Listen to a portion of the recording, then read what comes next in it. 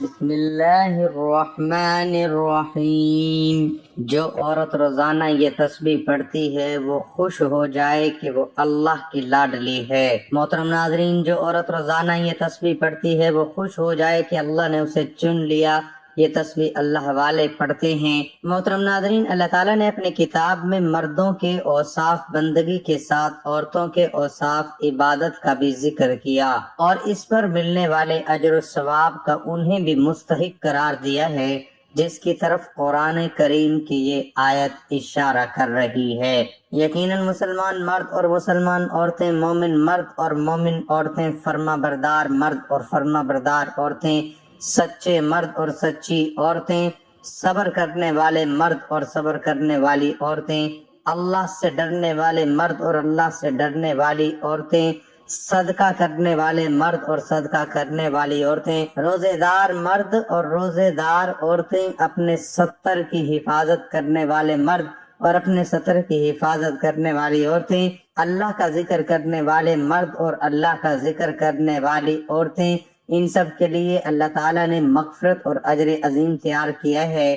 تاریخ اسلام اس بات پر گواہ ہے کہ ابتدائے اسلام سے آج تک عبادت و بندگی کے اس حکم پر جہاں مردوں نے عمل کیا ہے، وہیں عورتیں بھی کسی سے پیچھے نہیں رہیں۔ خالق کائنات کی رضا جوئی کے لیے جہاں مرد اپنی راتوں کو عبادت سے مزین کی، وہیں عورتیں بھی اطاعت و بندگی کے ذریعے اپنی راتوں کو سجایا اور اپنے مولا سے ہم کلامی کے لیے شب بیداری اور آہ سحرگاہی کا معمول بنایا۔ جہاں رسول اللہ صلی اللہ علیہ وسلم پورے جذبے کے ساتھ عبادت میں مصروف ہوا کرتے، وہیں آپ صلی اللہ علیہ وسلم کی صحبت میں رہنے والی ازواج مطہرات بھی بڑے شوق و جذبے کے ساتھ فریضہ بندگی بجا لاتی۔ جہاں صحابہ کرام رضی اللہ عنہم کا طریقہ نبی صلی اللہ علیہ وسلم کے مطابق عبادت کیا کرتے، وہیں صحابیات بھی آپ صلی اللہ علیہ وسلم کی تعلیمات کے مطابق عمل کرتی ہیں۔ ناظرین، جو عورت روزانہ یہ تسبیح پڑھتی ہے تو اللہ کی لاڈلی بن جاتی ہے۔ تو آج ہم آپ کو ایک ایسی تسبیح کے بارے میں بتانے جا رہے ہیں، جو عورت بھی یہ تسبیح پڑھے گی تو وہ اللہ کے خاص بندوں میں شامل ہو جائے گی۔ قرآن کریم میں اللہ تبارک و تعالیٰ نے انسان کے مقصد زندگی کو بیان کرتے ہوئے فرمایا کہ ہم نے انسانوں اور جنات کو محض اپنی عبادت کے لیے پیدا کیا ہے۔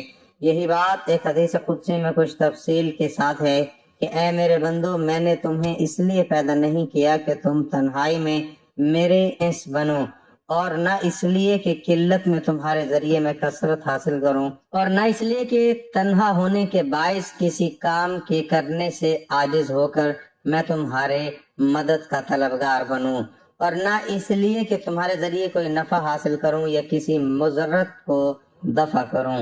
میں نے تو تمہیں اس لیے پیدا کیا کہ تم زندگی بھر میری بندگی اختیار کرو، کثرت سے میرا ذکر کرو اور صبح و شام میری تسبیح پڑھتے رہو۔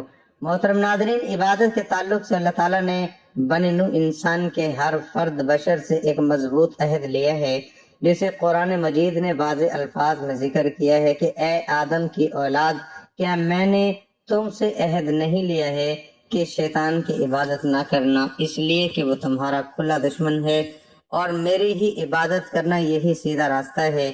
لیکن انسان گردش زمانے کے ساتھ ساتھ اس وعدہ خدا بندی کو بھول گیا اور ایک خدا کی عبادت کی بجائے کئی خداؤں کی عبادت کرنے لگا اور ہر ذی اثر چیزوں کو خدا کا درجہ دے دیا۔ اسی غفلت کی وجہ سے اللہ تعالیٰ نے نبیوں اور رسولوں اور نزول کتب کا سلسلہ شروع کیا، جس کے ذریعے پوری انسانیت کو ایک اللہ سے کیے ہوئے اس وعدے کو یاد دلایا کہ انہیں بندوں کی عبادت سے نکال کر اللہ کی عبادت کی طرف پھیر دیا۔ اس نیک فطرت نبیوں اور رسولوں کا اپنی قوم کے لیے ایک ہی نعرہ تھا کہ اے میری قوم، اللہ کی عبادت کرو، اس کے علاوہ تمہارے لیے کوئی معبود نہیں ہے۔ قرآن کریم کی بہت سی آیتوں اور رسول اللہ صلی اللہ علیہ وسلم کی بہت سی احادیث میں عبادت کی بہت تاکید کی گئی ہے۔ یہ بھی بتلا دیا گیا ہے کہ جو شخص اپنے مقصد زندگی عبادت میں کامیاب ہوگا وہی رب کی رضا اور خوشنودی حاصل کرے گا، اور جو ناکام و نامراد ہوگا وہ رب کی ناراضگی کی وجہ سے عذاب و عقاب کا مستحق ہوگا۔ اس لیے بندے کی اصل کامیابی حکم الہی اور طریقہ نبی صلی اللہ علیہ وسلم کے مطابق عبادت کرنے میں مضمر ہے، اور جو بندہ عبادت و بندگی کے علاوہ دوسرے طریقے میں کامیاب کا طلبگار ہوگا اس کے لیے ناکامی لکھ دی گئی۔ محترم ناظرین، اللہ تعالیٰ نے اپنی کتاب میں مردوں کے اوصاف بندگی کے ساتھ ساتھ عورتوں کے اوصاف عبادت کو بھی ذکر کیا اور اس پر ملنے والے اجر و ثواب کا انہیں بھی مستحق قرار دیا، جس کی طرف قرآن کریم کی یہ آیت اشارہ کر رہی ہے۔ یقیناً مسلمان مرد اور مسلمان عورتیں، مومن مرد اور مومن عورتیں، فرما بردار مرد اور فرما بردار عورتیں، سچے مرد اور سچی عورتیں، صبر کرنے والے مرد اور صبر کرنے والی عورتیں، اللہ سے ڈرنے والے مرد اور اللہ سے ڈرنے والی عورتیں، صدقہ کرنے والے مرد اور صدقہ کرنے والی عورتیں، روزے دار مرد اور روزے دار عورتیں، اپنے سطر کی حفاظت کرنے والے مرد اور اپنے سطر کی حفاظت کرنے والی عورتیں، اللہ کا ذکر کرنے والے مرد اور اللہ کا ذکر کرنے والی عورتیں، ان سب کے لیے اللہ نے مغفرت اور اجر عظیم تیار کیا ہے۔ تاریخ اسلام اس بات پر گواہ ہے کہ ابتدائی اسلام سے آج تک عبادت و بندگی کے اس حکم پر جہاں مردوں نے عمل کیا ہے وہیں عورتیں بھی کسی سے پیچھے نہیں رہیں۔ خالق کائنات کی رضا جوئی کے لیے جہاں مرد اپنی راتوں کو عبادت سے مزین کیے وہیں عورتیں بھی اطاعت و بندگی کے ذریعے اپنی راتوں کو سجائیں اور اپنے مولا سے ہم کلامی کے لیے شب بیداری اور آہا سحرگاہی کا معمول بنائے۔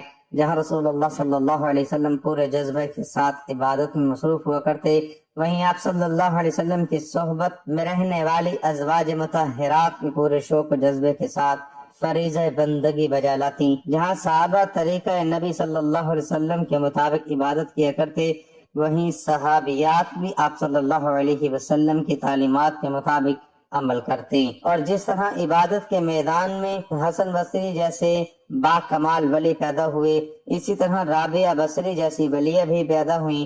عبادت گزاروں کی فہرست اس وقت تک مکمل نہیں ہو سکتی جب تک ان برگزیدہ خواتین کا تذکرہ نہ کیا جائے جن کے جذبہ عبادت و بندگی اور رضائے الہی کے حصول کی کوششوں کو دیکھ کر موجودہ دور کی خواتین بھی اپنے مقصد زندگی کو یاد کر سکتی ہیں اور اپنے مولا حقیقی کی عبادت میں ہمتاً مصروف ہو سکتی ہیں۔ خیر قرون اور درود سلف صالحین کی خواتین کو عبادت کا اتنا زیادہ شوق تھا کہ اپنے دن و رات کا اکثر حصہ عبادت الہی میں گزارتیں اور اپنے آپ کو ان اعمال میں لگائیں جو خدا اور اس کے رسول والے ہوتے۔ عبادت کے ذریعے اس مقام و مرتبہ پر پہنچ گئی تھیں جس تک آج کے بڑے بڑے ولی صفت انسان کا بھی پہنچنا مشکل ہے۔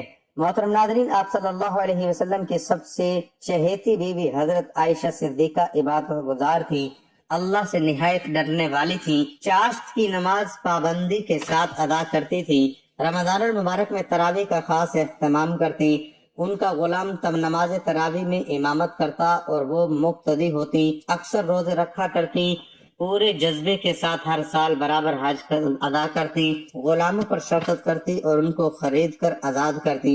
ام المؤمنین حضرت ام سلمہ کی زندگی نہایت زاہدانہ تھی، انہیں عبادت الہی سے بہت زیادہ لگاؤ تھا، رمضان شریف کے علاوہ ہر مہینے میں 3 روزے پابندی کے ساتھ رکھا کرتی، اطاعت خدا بندی ہر عمل میں صاف نظر آتا۔ ام المؤمنین حضرت زینب بنت جحش بڑی دیانتدار، پرہیزگار، حق گو والی تھی، ان کی عبادت و زہد کا اعتراف خود رسول اللہ صلی اللہ علیہ وسلم نے کیا ہے۔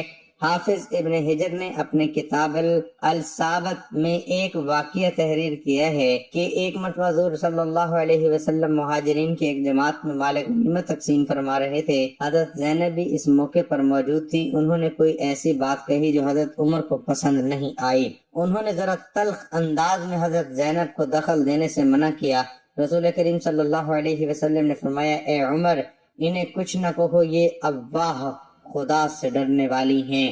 محترم ناظرین، ام المؤمنین حضرت جویریہ بھی بڑی عبادت گزار اور زاہدانہ زندگی گزارنے والی خاتون تھی، رسول اللہ صلی اللہ علیہ وسلم انہیں اکثر عبادت و بندگی میں مشغول پاتے۔ آپ صلی اللہ علیہ وسلم جب کبھی گھر سے باہر جاتے یا گھر تشریف لاتے تو انہیں اپنے رب سے راز و نیاز کرتے ہوئے پاتے۔ ایک دن حضور انور صلی اللہ علیہ وسلم انہیں صبح کے وقت اپنے گھر کی مسجد نماز کی جگہ میں عبادت کرتے ہوئے دیکھا، پھر ضروریات سے فارغ ہو کر آئے تو بھی اسی حالت میں ان کو پایا۔ آپ صلی اللہ علیہ وسلم نے ان سے پوچھا کہ کیا تم ہمیشہ اسی طرح عبادت کرتے رہتے ہو؟ انہوں نے کہا جی ہاں یا رسول اللہ صلی اللہ علیہ وسلم۔ مسند احمد میں ہے کہ ایک مرتبہ رسول اللہ صلی اللہ علیہ وسلم نے فرمایا جو شخص 12 رکعت نفل روزانہ پڑھے گا اس کے لیے جنت میں گھر بنایا جائے گا۔ آپ صلی اللہ علیہ وسلم کا یہ ارشاد حضرت ام حبیبہ بھی سن رہی تھی۔ اس کے بعد پوری زندگی یہ 12 رکعت ان کے معمول میں رہیں، کبھی ان کو ترک نہیں کیا۔ حضرت سیدہ فاطمہ زہرا کو عبادت الہی سے بے انتہا شغف تھا۔ ان کے بارے میں مشہور ہے کہ وہ تہجد گزار اور کثرت سے روزے رکھنے والی تھی۔ خوف الہی سے ہر وقت لرزاں اور ترساں رہتی تھی۔ زبان پر ہمیشہ اللہ تعالیٰ کا ذکر جاری رہتا تھا۔ حضرت علی فرماتے ہیں کہ میں فاطمہ کو دیکھتا تھا کہ کھانا پکاتی تھیں اور ساتھ ساتھ خدا کا ذکر کرتی جاتی تھیں۔ حضرت سلیمان فارسی کا بیان ہے کہ حضرت فاطمہ گھر کے کام کاج میں لگی رہتی تھیں اور قرآن مجید کی تلاوت کرتی رہتی تھیں۔ وہ چکی پیستے وقت بھی قرآن پاک کی تلاوت کرتی تھیں۔ حضرت علی رضی اللہ تعالی عنہ فرماتے ہیں کہ حضرت فاطمہ تو زہرا اللہ تعالیٰ کی بے انتہا عبادت کرتی تھیں لیکن گھر کے کام میں کوئی فرق نہیں آنے دیتی تھیں۔ سیدہ حسن فرماتے ہیں کہ میں اپنی والدہ ماجدہ کو صبح سے شام تک محراب عبادت میں اللہ تعالیٰ کے آگے گریہ وزاری کرتے نہایت خشوع و خضوع کے ساتھ ان کی حمد و ثنا کرتے اور دعائیں مانگتے دیکھا کرتا تھا، اور یہ دعائیں اپنے لیے نہیں بلکہ تمام مسلمان مردوں عورتوں کے لیے مانگا کرتی تھی۔ عبادت کرتے وقت آپ کا نورانی چہرہ زرد ہو جاتا تھا، جسم پر لرزہ طاری ہو جاتا تھا، آنکھوں سے آنسوں کی چھڑی لگ جاتی تھی، یہاں تک کہ اکثر مصلی آنسوں سے بھیگ جاتا تھا۔ حضرت حسن بصری فرماتے ہیں کہ حضرت فاطمہ تو زہرا کی عبادت کا یہ حال تھا کہ اکثر ساری رات نماز میں گزار دیتی تھی، بیماری اور تکلیف کی حالت میں بھی عبادت الہی کو ترک نہیں کرتی تھی۔ اللہ تعالیٰ کی عبادت، اس کے احکام کی تعمیل اور اس کی رضا جوئی اور سنت نبوی صلی اللہ علیہ وسلم کی پیروی ان کے رگ و ریشے میں سما گئی تھی۔ حضرت اسماء بنت ابوبکر عبادت و بندگی میں شہرہ رکھتی تھیں، نہایت درجے کی عابدہ اور زاہدہ تھیں، کثرت عبادت ان کا خصوصی وصف تھا۔ ایک مرتبہ رسول اللہ صلی اللہ علیہ وسلم کسوف کی نماز پڑھا رہے تھے، بہت سے صحابیات بھی شریک نماز تھے، ان میں حضرت اسماء بھی شامل تھیں۔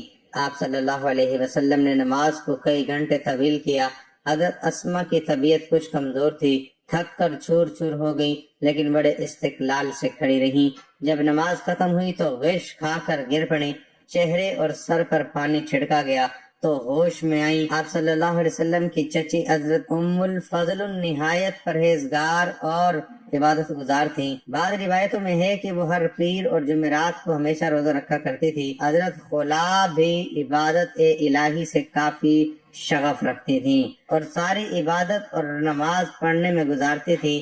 ان کا تذکرہ مسند احمد بن حنبل میں ہے کہ ایک مرتبہ رسول اللہ صلی اللہ علیہ وسلم حضرت عائشہ صدیقہ کے ساتھ بیٹھے ہوئے تھے، اتنے میں حضرت خلا کا ادھر سے گزر ہوا تو حضرت عائشہ نے رسول اللہ صلی اللہ علیہ وسلم سے کہا یا رسول اللہ صلی اللہ علیہ وسلم، یہ خلا ہے جو پوری رات عبادت میں گزارتی ہے اور رات بھر سوتی نہیں۔ اس پر آپ صلی اللہ علیہ وسلم نے تعجب سے فرمایا کہ رات بھر نہیں سوتی؟ پھر فرمایا کہ انسان کو اتنا ہی کام کرنا چاہیے جسے وہ ہمیشہ نبھا سکے۔ حضرت صفوان بن معطل کی اہلیہ ایک مرتبہ آپ صلی اللہ علیہ وسلم کے پاس آ کر شکایت کرنے لگی کہ ان کے شوہر انہیں نماز پڑھنے کی بنا پر سختی کرتے ہیں، جب میں روزہ رکھتی ہوں تو میرا روزہ بھی توڑوا دیتے ہیں۔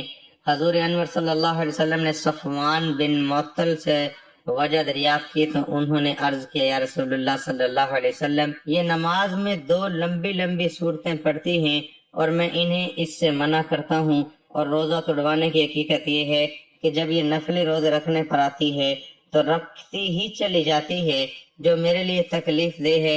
ابن سعید خدری، حضرت معاذ بنت عبداللہ تابعیہ ہے اور حضرت عائشہ صدیقہ اور حضرت علی کی کچھ شاگردہ ہیں۔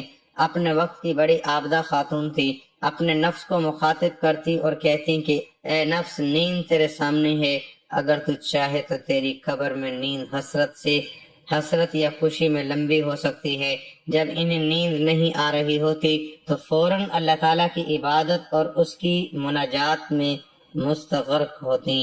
معاذ بنت عبداللہ، حضرت معاذ کو صبح کی تلاوت بہت محبوب تھی، ان کا دل اللہ تعالیٰ کی حمد و ثنا میں مصروف رہتا تھا، عبادت و بندگی کو اپنی عادت بنا لی تھی، یہاں تک کہ شب زفاف بھی عبادت میں گزر گئی، پوری رات عبادت اور ذکر و اذکار کرتی رہی، یہاں تک کہ فجر کی اذان ہونے لگی۔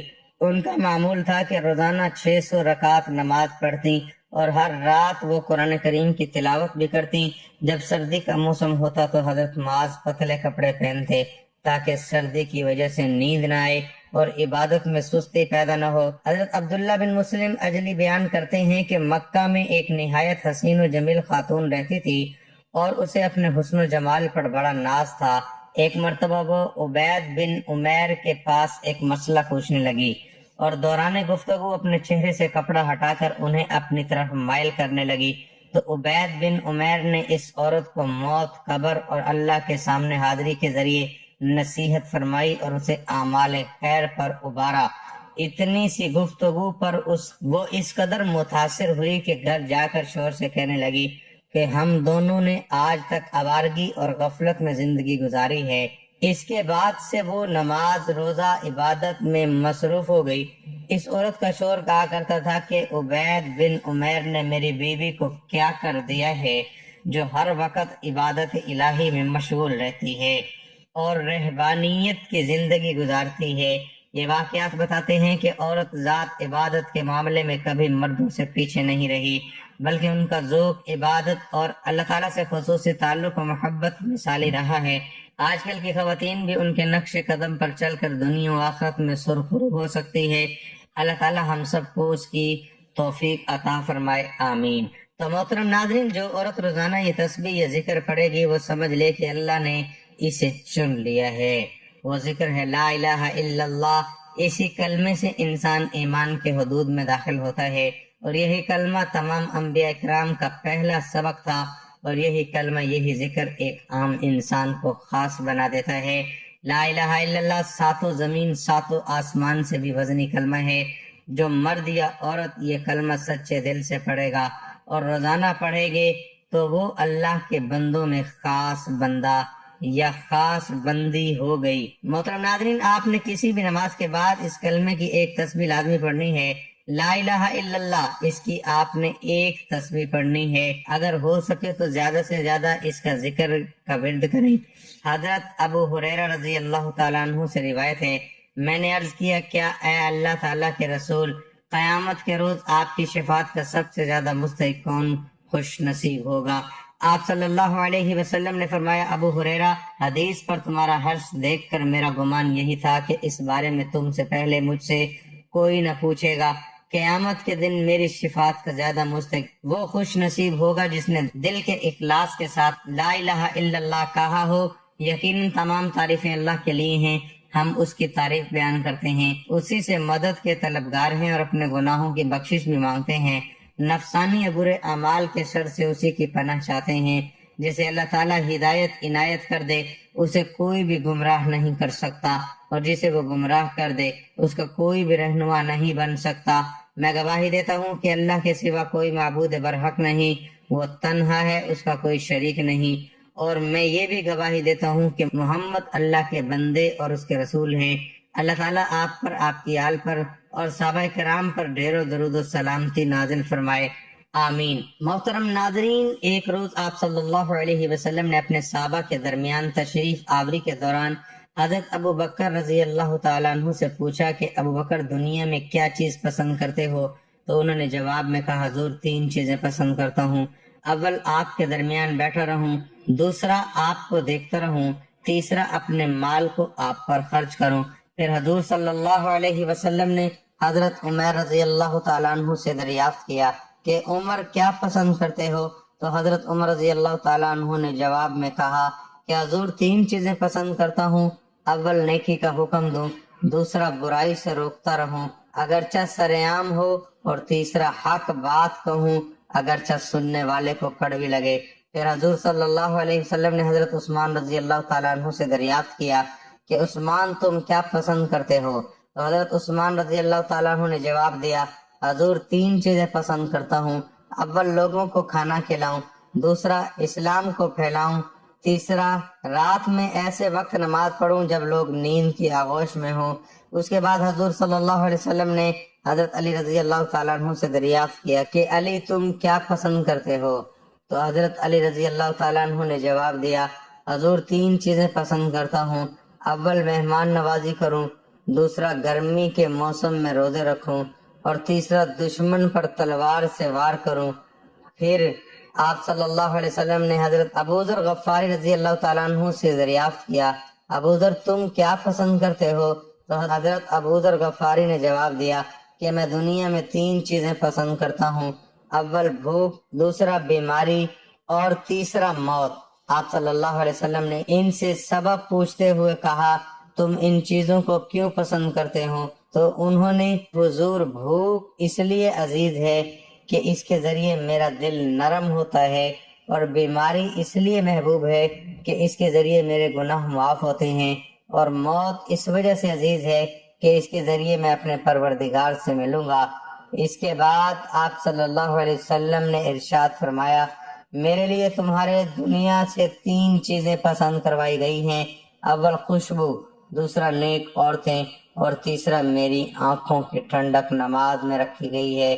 اسی اثناء میں حضرت جبرائیل علیہ السلام تشریف لاتے ہیں اور فرماتے ہیں کہ مجھے تمہاری دنیا سے 3 چیزیں پسند ہے، اول پیغام کو پہنچانا، اور دوسرا امانت کو ادا کرنا، اور تیسرا مسکین سے محبت کرنا۔ پھر حضرت جبرائیل علیہ السلام آسمانوں کی جانب لوٹتے ہیں اور دوبارہ زمین پر واپس آتے ہیں اور فرماتے ہیں، حضور صلی اللہ علیہ وسلم اللہ رب العزت آپ کو سلام کہتے ہیں اور ارشاد فرماتے ہیں کہ اللہ رب العزت کو تمہاری دنیا سے 3 چیزیں پسند ہے، اول ایسی زبان جو اللہ کی یاد سے تر ہو، دوسرا ایسا دل جو اللہ سے ڈرنے والا ہو، اور تیسرا ایسا جسم جو مصائب و آزمائشوں سے صبر کرنے والا ہو۔